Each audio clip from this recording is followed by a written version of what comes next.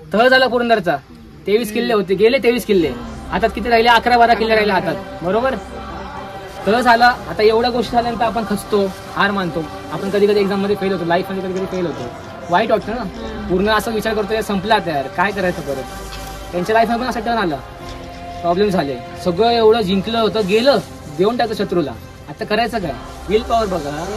23 किल्ले गेलेत. आता मी असं बसलोय, करू काय? रयत माझ्या समोर, 5-5 आहेत समोर. थांबले, पेशन्स, विचार केला, थोडं मेंटली विचार केला, मेंटली प्रिपेअर झाले. त्यांना माहिती होतं वेळ येणार आपली चांगली. 23 किल्ले गेले. 10 वर्षात किती किल्ले परत मिळवले? 350. 23 आणि 350 किती फरक आहे.